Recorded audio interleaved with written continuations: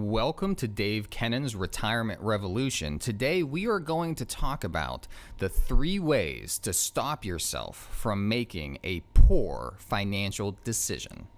Okay, again, welcome. My name is David Kennon. I am the founder and CEO of Kennon Financial, and you are listening to Dave Kennon's Retirement Revolution. Today's show, if you listen through today's show, you are going to get 3 incredibly powerful bits of advice that are going to help you from making a poor financial decision. As a financial advisor, I sit in my office all day, every day, answering questions, right?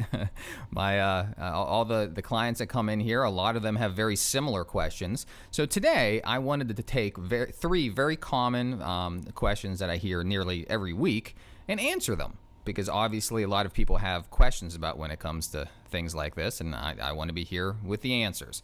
I'm in a unique situation, right? I've done this for about 17 years. I have literally sat down with thousands of baby boomers that are nearing retirement, and a lot of them express very similar concerns. They express very similar, they're quite frankly, a lot of them are scared. Most people that I sit down with as they approach retirement, it doesn't matter how much money they have. I mean, they could have $100,000, they could have $1 million, they could have $10 million. The vast majority of them are worried about running out of money. And it's sad because a lot of these people don't need to worry about running out of money, and they've just been given bad information through the years. They have a lot of things working against them. But I have amazing, fantastic news.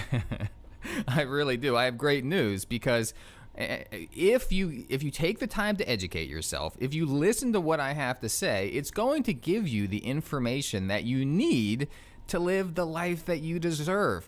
You see, I have started a revolution, the retirement revolution. I have started the retirement revolution. And what the retirement revolution is, very simply, is retirees around the country are saying, look, we're not going to spend the rest of our lives worrying about running out of money.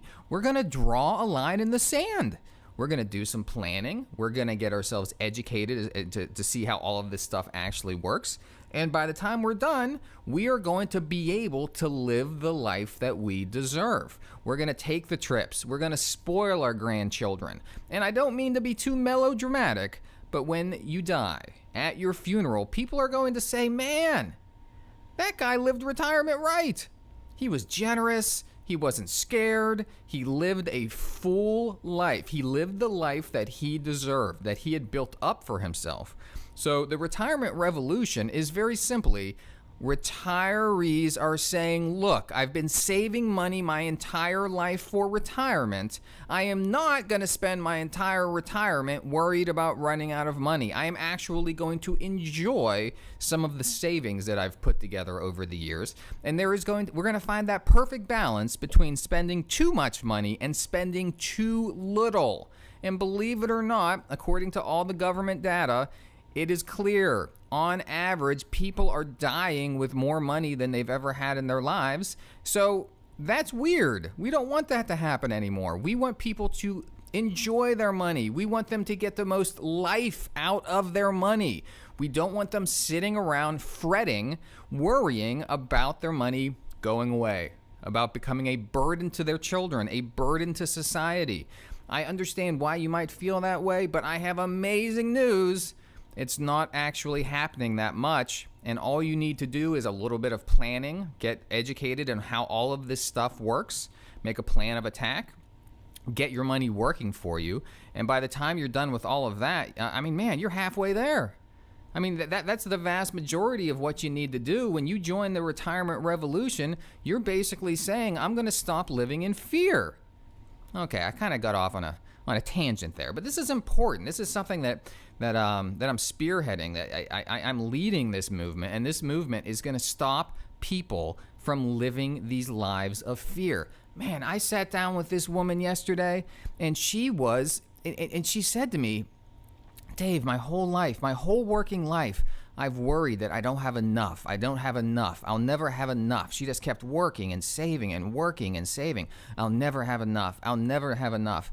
by the time, I said to her, look, you just need to get some perspective. You need to understand how all of these pieces fit together. And by the time that happens, then you're going to have a much better handle. What is scary is the unknown, right? If you, instead of focusing on all the scary stuff, if you start to get some of the unknown things in your life to become known, right? If you start to understand things that you don't understand right now, if you start to get information that you don't have right now, it's going to allow you to loosen the grip a little bit and allow yourself to, like I said, live the life that you deserve, live the life that you've built up for yourself. So anyway, in today's edition of Dave Kennan's Retirement Revolution, I am going to answer 3 questions that I hear on nearly a weekly basis. Definitely a weekly basis, and hopefully this will help you out. So the first question is, should I pay off my house or put my savings elsewhere? So what I mean by that is I oftentimes have people come in here and say, Dave, I have money saved up in various places. I have a mortgage on my house. I know a lot of people say you should not have a mortgage, once you retire, which isn't true, by the way. So can I pay off my mortgage? I mean, should I? Should I take my money, pay off my mortgage? Then I don't have to worry about that anymore. I don't have to pay a mortgage anymore. I won't have any debt in that respect. So what is the answer? Should I pay off my house with my savings?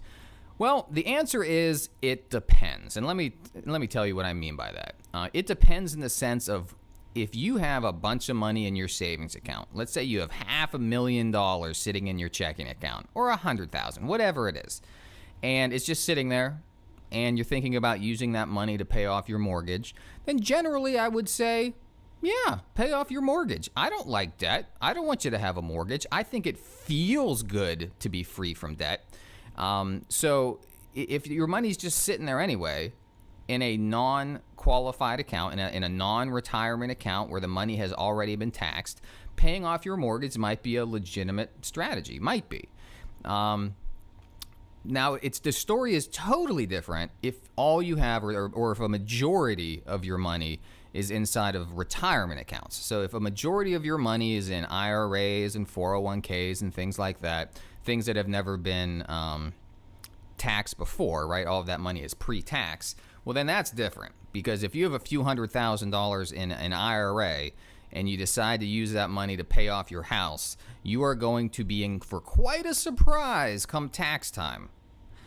Because since that money has never been taxed before, you have to understand that if you take it out, you're going to be paying taxes just like it was regular income on the money that you pull from these accounts to pay off a house.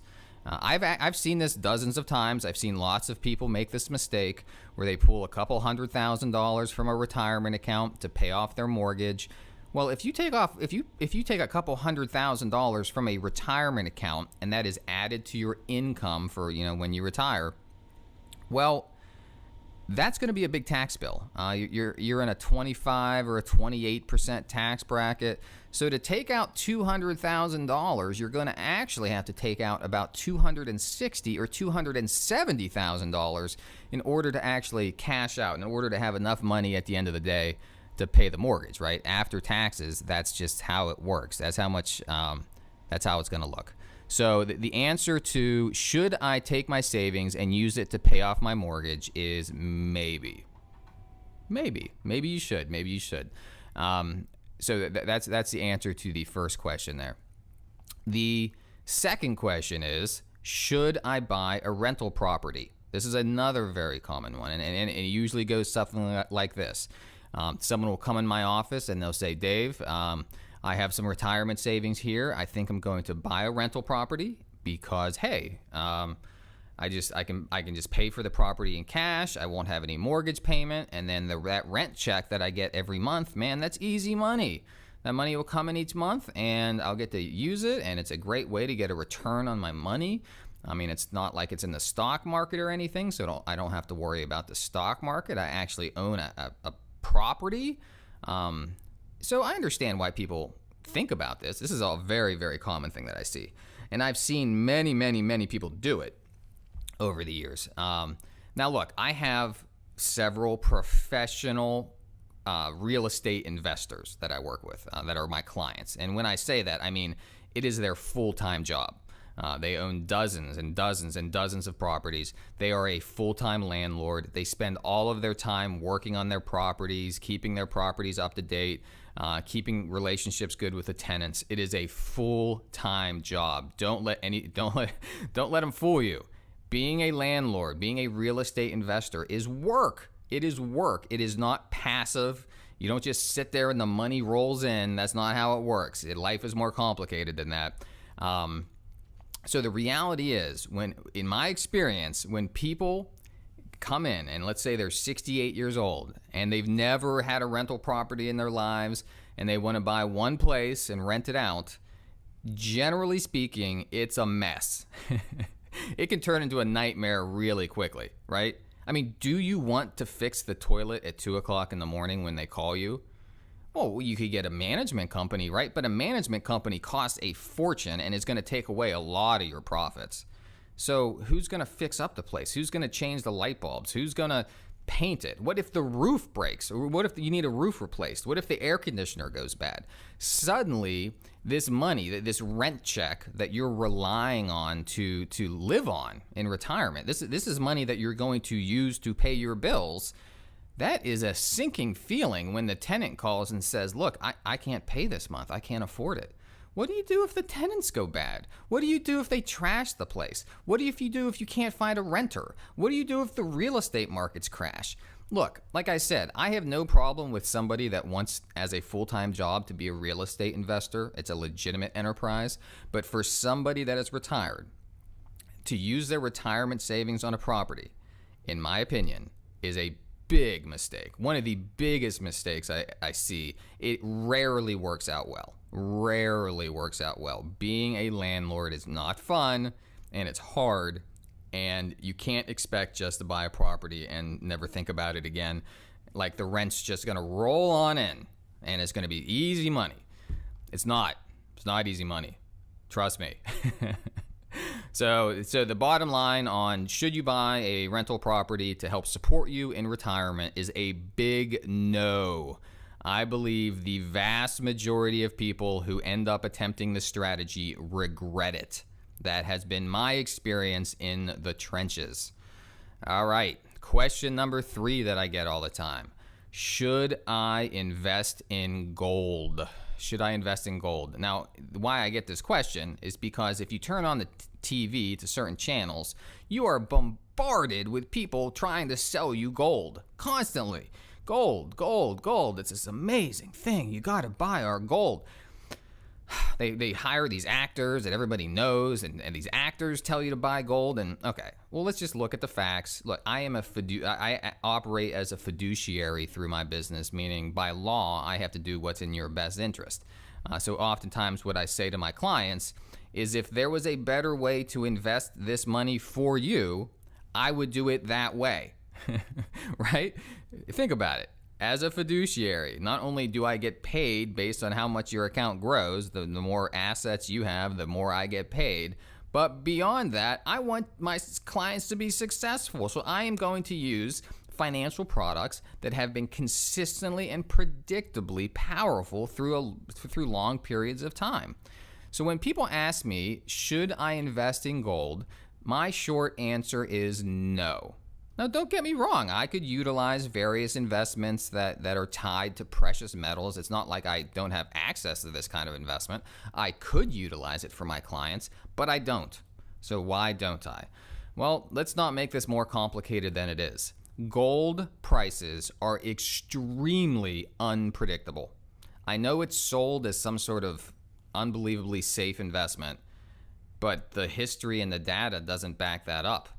There have been short times in history where gold goes up dramatically. Like, for example, from 1980 to about 1982, gold went up dramatically. It went up 5 or 6 times what it was worth. They changed the gold standard. I don't want to get too into the details of why that happened. But people that had money invested in gold in the late 1970s made out great. But starting in about 1982, Gold basically did nothing for about 25 years. And when I say nothing, if you bought an ounce of gold in 1982, in about 2006, it was worth exactly the same. And in the meantime, it did nothing. It didn't produce any dividends. You didn't get a rent check from it. It didn't do anything. So the issue with gold is when it works great, but there's no way to predict it. As you know, I am a huge proponent of a diversified portfolio of stocks and bonds. Why? Because we have hundreds of years of history that shows a remarkably consistent pattern. Stocks and bonds temporarily go down, they permanently go up. We don't have any of these periods in history where stocks and bonds did nothing for 25 years. There's nothing like that when it comes to a stock and bond portfolio. But gold, ironically, which is sold as this incredibly safe investment, is actually one of the most speculative and one of the most volatile asset classes that there are out there. And if you think about it here, if you buy physical gold, if you actually are buying gold bullion, gold bars, gold coins, that just takes it to a whole nother level, right? Because where do you store it? What happens if somebody steals it? Where do you sell it? I mean, it's easy to buy, but where do you sell it? There's no official gold exchange where somebody has to pay you the going rate for your gold. You end up going to a pawn shop, basically, a glorified pawn shop. There are unbelievable costs of ownership. The margins are really high. So owning physical gold, it might make you feel, I guess, good because you have gold. But let's think about if we really do have an economic crisis that we have never seen before and the currency system itself collapses, right? This is the fear that people have. We got to buy gold because if the currency collapses and the dollar bill is worth nothing more than toilet paper, I want to have my gold. Okay. But if we have descended into economic chaos, are you going to walk around with a bag of gold coins, paying for goods and services with your gold? Really? I think if you really think that we're going to descend into that kind of Armageddon, economic Armageddon, I want you to start buying guns, ammo, food rations, build a bunker, right? I mean, let's get serious here. If things got that bad where gold suddenly was the standard of commerce and trade, we are in a bad place, people. Your gold is not going to save you. So my answer to should I buy gold or should I invest in gold is a resounding no. So that was it. Those were the three questions I get all the time. Should I buy a rental property? Should I pay off my mortgage? And should I invest in gold? So hopefully that was helpful.